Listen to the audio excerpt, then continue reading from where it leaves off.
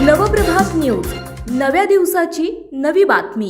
हे बघा, चंद्रकांत दादा बोलत असताना एक गोष्ट मात्र त्यांनी खरी सांगितलेली आहे की परंपरा असते, कुटुंब असतं, कुटुंबाच्या प्रति प्रेम असतं, एखाद्या नेत्याच्या प्रति आदर आणि प्रेम असतो आणि त्या दृष्टिकोनातून त्या व्यक्तीकडे म्हणजे अजितदादांकडे बघून आज सुनीत्रा काकींचा प्रचार आम्ही सर्वजण त्या ठिकाणी करत आहोत। आता दुसरं जे वाक्य होतं ते साहजिकच एका राजकीय मोठ्या नेत्याकडनं थोडंफार राजकीय वक्तव्य येणं हे अपेक्षित आहे आणि ते वक्तव्य त्या ठिकाणी त्यांनी केलेलं आहे। याच्यापूर्वी कधीही भाजपकडनं इथं एवढ्या मोठ्या प्रमाणात सभा घेतल्या जात नव्हत्या, ज्या सभा आणि खास करून कार्यकर्त्यांच्या सभा इथं घेतल्या जातात।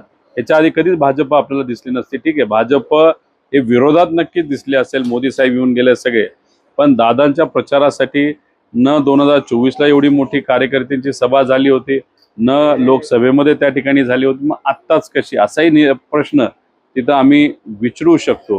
आणि याच्या आधी पवार साहेबांचा प्रचार असू द्या, अजितदादांचा प्रचार असू द्या, सुप्रियाताईंचा प्रचार असू द्या, जसं आज मी फिरतोय, माझे वडील फिरतात, माझी आई फिरते, तसं आधी सुद्धा मी फिरलेलो आहे आणि आता सुद्धा फिरलो। त्यामुळे वेगळं काय याच्यामध्ये कुणी घेतलं नाही पाहिजे असं मला वाटतं। विजयाचा विश्वास कसा आहे आणि सगळे पवार कुटुंब फिरते, सहानुभूतीची लाट असताना एवढ्या म्हणजे आम्ही 40° का? कसं असतं की आपण दादांकडे बघून फिरत आहोत, दादांचं कार्य हे खूप मोठं होतं आणि आपल्या सगळ्यांची इच्छा आहे की लोकांना विनंती करण्याची की मतदान होत असताना आपापल्या गावातून जास्तीत जास्त मतदान झालं पाहिजे। कारण आम्हाला विश्वास आहे 98 ते 99% मतदान हे सुनीत्रा काकींना त्या ठिकाणी होणार आहे। त्यामुळे शेवटी लोकांपर्यंत पोहोचणं महत्त्वाचं असतं।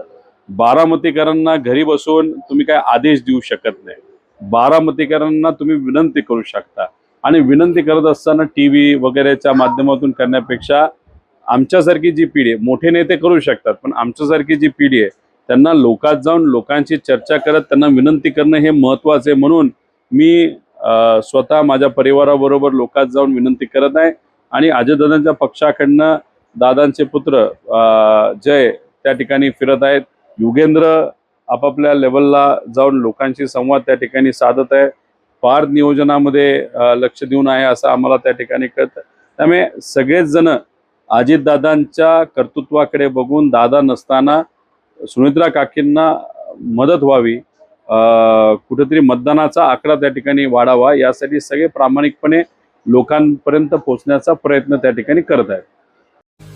आपल्या परिसरातील महत्त्वाच्या बातम्या पाहण्यासाठी आजच नवप्रभात न्यूज चॅनलला YouTube वर सबस्क्राईब करा आणि बेल आयकॉन प्रेस करा।